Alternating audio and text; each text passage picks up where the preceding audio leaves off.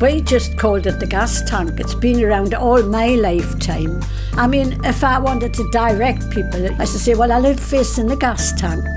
It was a landmark for a lot of people around the area.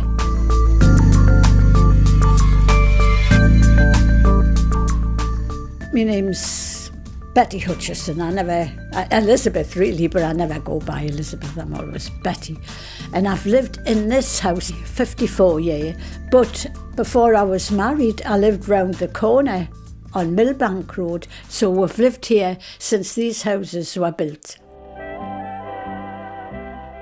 I've lived in Walker all my life, and I was born in 1930, and I can visually picture these builders building an estate on the riverside down Walker, and the gas tank was a fixture.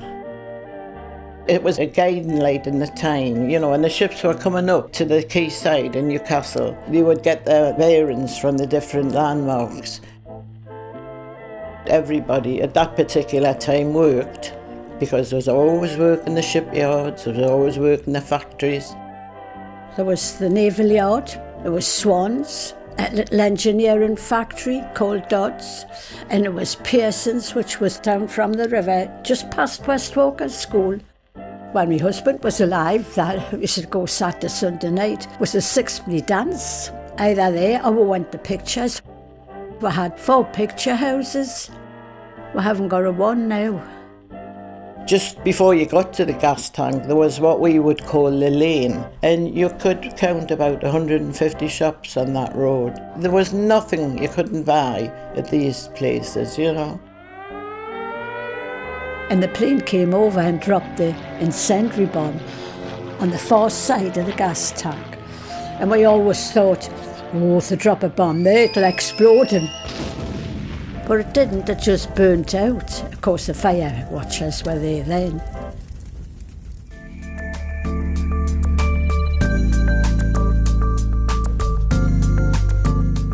In the UK, there's a general acceptance that gas holders are no longer required, and that's based on the fact that holders were built anything from 60 to 100 years ago. The holders were there so that you could store the gas at the side of the network, so when there were a peak in demand, it would maintain the pressure to both industry and domestic properties. Now, the networks are so well developed, so well integrated, that you just don't have the need for these great historical structures anymore.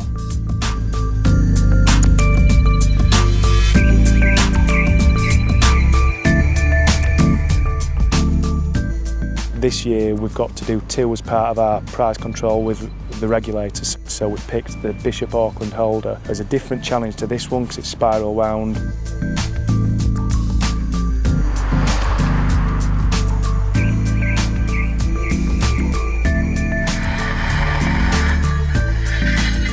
I think it'll make the area look aesthetically nicer, because obviously these things aren't particularly nice to look at, and I think people appreciate it is time for it to come down.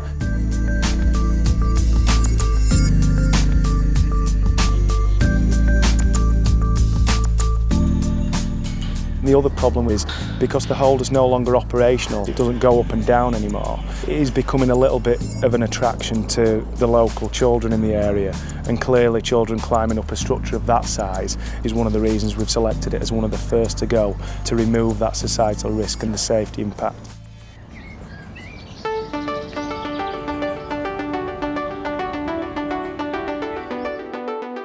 Northern Gas Networks were very aware of the legacy of these structures and the importance that they've actually played in people's lives within the community. Generation on generation have grown up with these structures. So what we did as a company is took the decision to record the legacy of these structures for future generations. The Artist in Residence programme is something we came up with really to try to connect with the community a little bit better. Every holder we demolish, we do artist paintings of the holder, but the other thing that we try to do is we try and capture a bit of the imagination of the communities by asking them to give us their memories of the holder. And ultimately what we're aiming to do is, at the end of this 16 years when they'll all be demolished, is produce a book which really records the holders with a bit of the history of the holders. But what I find art does is it's a great medium to connect business and community. Right, okay, Rod, this is a big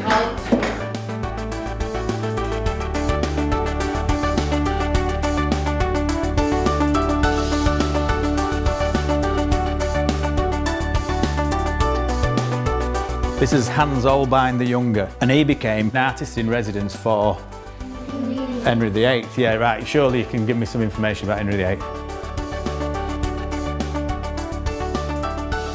I started drawing at a really young age because I got a drawing of a witch one Halloween put up in school, so I thought, this is great, I love doing this. And I repeatedly drew, and I used to think it was magic.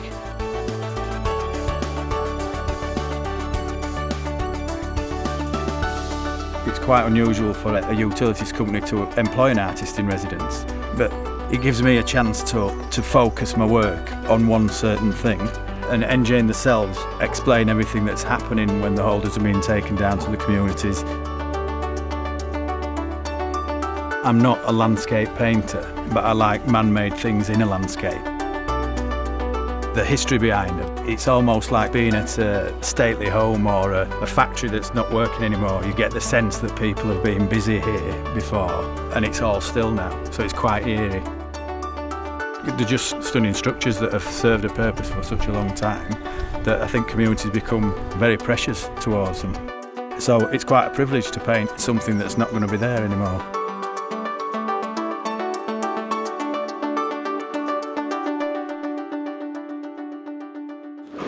Some of you have an artist example and some of you have this. I don't want to see any tracing, no tracing. We're practicing our own skills.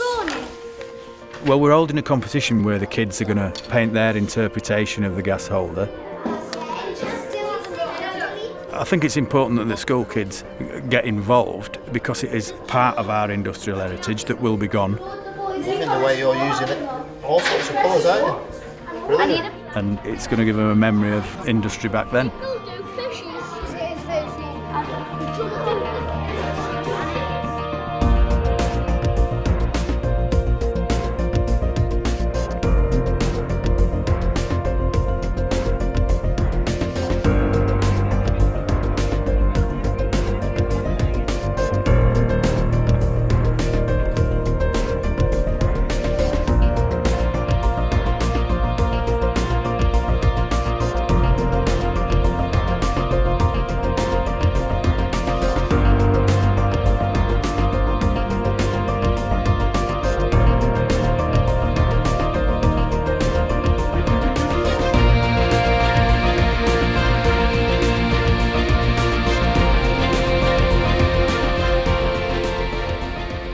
Shall we get down to prizes?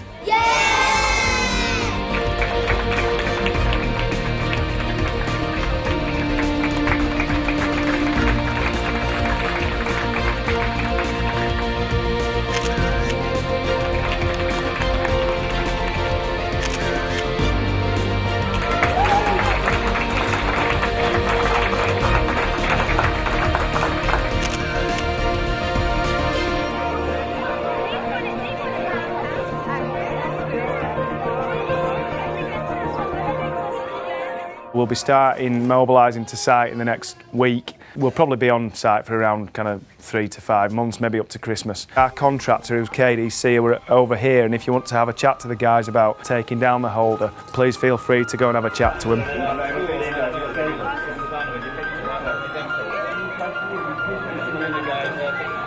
The way that they'll do the demolition is they'll take it down in sections, probably triangular sections, cutting specific sections out and lifting it out so that it becomes like a V going round.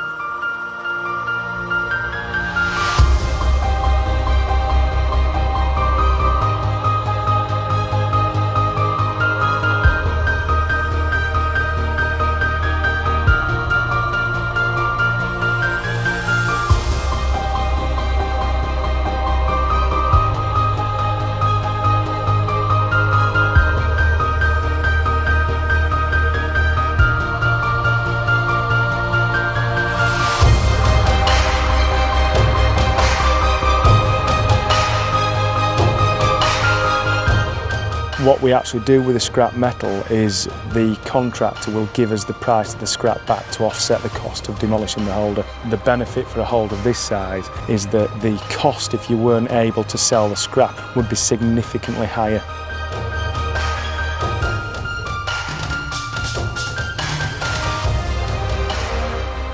When the gas tank comes down, people, they're interested in what's going on, and they'll tell the children that it has always been a fixture there. It'll change the skyline for them. They will miss it.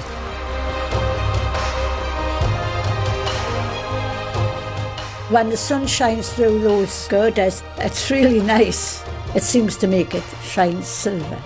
A lot of people probably be glad to see it go, but I won't, because they use it as a landmark.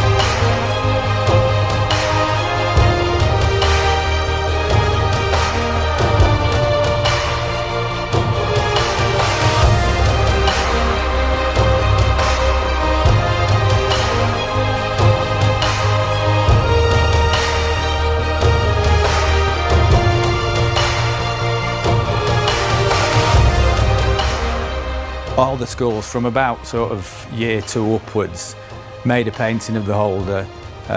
We judged it and gave out prizes. Again, we hosted an art exhibition here at the community centre. The pictures were great, the school's involvement has been great, and the community centre's involvement has been fantastic.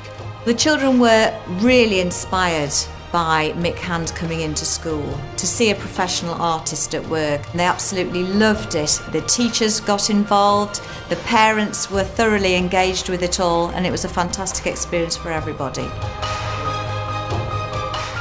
L. Cooper.